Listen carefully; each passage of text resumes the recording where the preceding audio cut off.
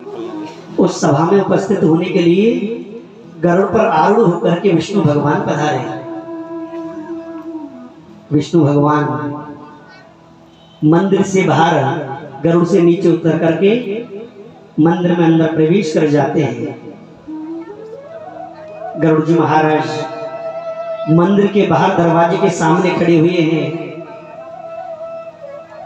अब इसके बाद में यमराज, जो यमराज का वाहन है भैंसा, यमराज भैंसे पर आरूढ़ होकर के उस सभा में पधारा और वह यमराज मंदिर से बाहर भैंसे से उतर करके जैसे मंदिर में प्रवेश करने लगा वह यमराज, तो उज्जैनी नगरी में जो महाकालेश्वर मंदिर है उस प्रमुख दरवाजे के ऊपर एक छोटी सी बारी है। उस बारी में एक कबूतर और एक कबूतरी बैठे थे। जैसे वह यमराज मंदिर में प्रवेश करता है तो उसकी दृष्टि बारी में बैठे हुए कबूतर कबूतरी पर पड़ जाती है और वह एक पल के लिए वहां खड़ा रहता है यमराज, और कबूतर कबूतरियों को देखते हुए जोर जोर से हंसने लगा वह यमराज। और वह यमराज हंसता हुआ अंदर मंदिर में प्रवेश कर जाता है। गरुड़ जो बाहर खड़े हैं सामने वो देख रहे थे, यमराज हंस रहे थे। अब जैसे ही यमराज अंदर मंदिर में प्रवेश करता है वो कबूतर कबूतरी दोनों रोने लगे, और जैसे रोने लगे गरुड़ की दृष्टि पड़ती है उस कबूतर कबूतरी के ऊपर। गरुड़ जी कहते हैं कि अरे तुम दोनों क्यों रो रहे हो, क्या हुआ? तो कबूतर कबूतरी कहते कि हे गरुड़ क्या बताएं, आज साक्षात उस यमराज की दृष्टि हमारे ऊपर पड़ गई है, और जिसके ऊपर साक्षात यमराज की दृष्टि पड़ गई हो वो भला जिंदा जीवित कैसे रह सकता है?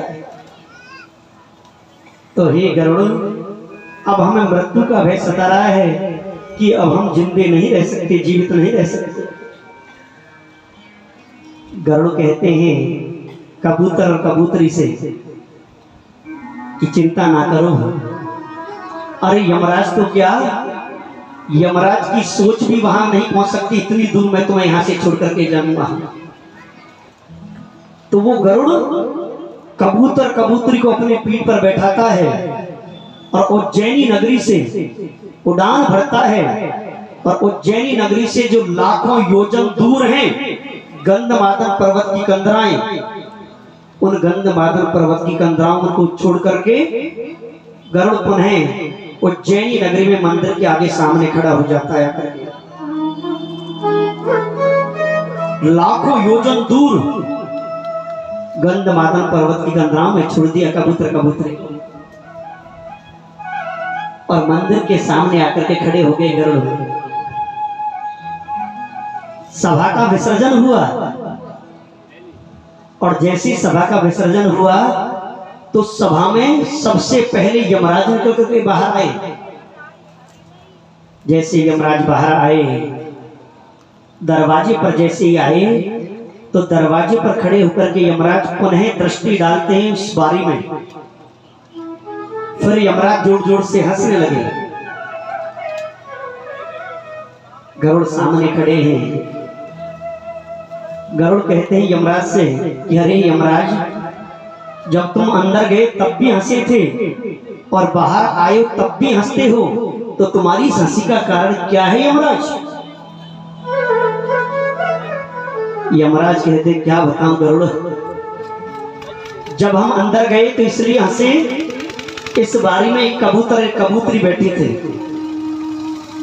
तो कबूतर कबूतरी को देख करके हमने इनकी मृत्यु को बांचा कि इनकी मृत्यु परमात्मा ने कब कहां कैसे लिखी है।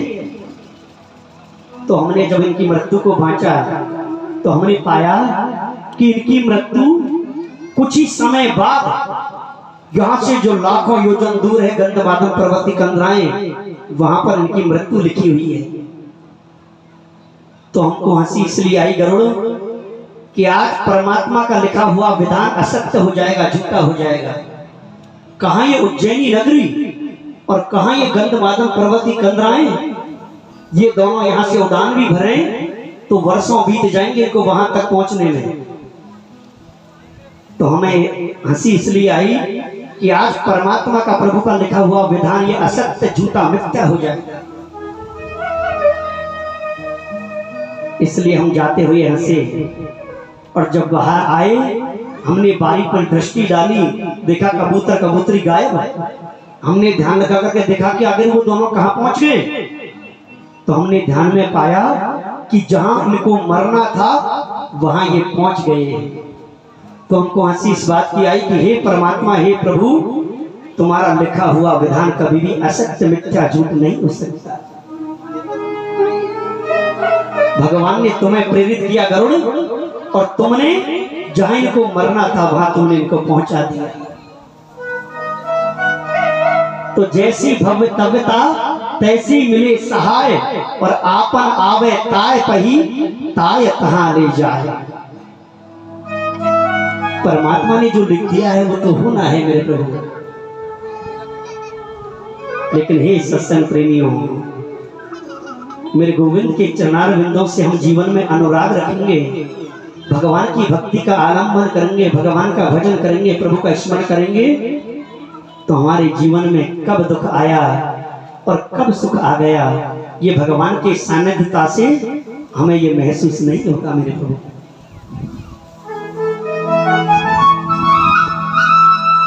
तो हे सत्संग प्रेमी हो, आज हमारी इस मंगल में कथा का चतुर्दिवस, जिसकी है द्वितीय बेला, प्रातः काल की बेला में आप लोगों ने भक्त प्रहलाद समुद्र मंथन की कथा का श्रवण किया, मोहिनी भगवान के प्राकट्य का श्रवण किया, वामन भगवान के अवतार की कथा सुनी, सूर्य वंश में इक्ष्वाकु राजा, जिनकी वंश परंपरा में राजा अम्बरीश हुए, यहाँ तक प्रातः काल की बेला में आप लोगों ने कथा में श्रवण किया। गंगा के पावन तट पर श्री सुखदेव जी महाराज ये राजा परीक्षित को श्रीमद् भागवत कथा सुना रहे हैं। सुखदेव जी महाराज कहते कि हे राजन, अम्बरीश राजा की वंश परंपरा में मानधाता नाम के राजा हुए, त्रिशंकु हुए, हरिश्चंद्र हुए, हरिश्चंद्र के रोहित हुए, और इसी वंश परंपरा में सगर जी महाराज हुए। सुखदेव जी महाराज कहते कि राजन, ये सगर जी महाराज की दो पत्नियां हैं, एक का नाम है केशनी और दूसरी का नाम है सुमति। सुखदेव जी महाराज कहते कि राजन, सगर जी महाराज की जो पत्नी है सुमति, इसके यहाँ 60,000 पुत्रों ने जन्म लिया, और सगर जी महाराज की जो दूसरी पत्नी है केशनी, उसके यहाँ एक पुत्र ने जन्म लिया जिसका नाम था असमंजस। सुखदेव जी महाराज कहते कि हे राजन, एक ऋषि है जिनका नाम है औरव ऋषि। औरव ऋषि के कहने पर सगर जी महाराज ने 99 अश्वमेध यज्ञ किए, और सगर जी महाराज ने जब 100वें अश्वमेध यज्ञ का आयोजन किया, और जैसे 100वें अश्वमेध यज्ञ के घोड़े को छोड़ा तो इंद्र को बड़ी चिंता सताई। इंद्र मन में विचार करते हैं, यदि सगर जी महाराज ने 100वां अश्वमेध यदि संपन्न कर लिया तो ये सगर जी महाराज इंद्र बन जाएंगे। जो भी 100 अश्वमेध कर ले वही इंद्र बन जाता है, ऐसा विधान है। तो जैसे सगर जी महाराज ने 100वें अश्वमेध यज्ञ के घोड़े को छोड़ा तो वह इंद्र इस घोड़े का हरण कर लेता है, और वह इंद्र इस घोड़े को गंगा सागर में कपिल मुनि के आश्रम पर बांध करके अपने इंद्रलोक को चला जाता है। यह इंद्र सगर जी महाराज जो अपनी पत्नी सुमति के जो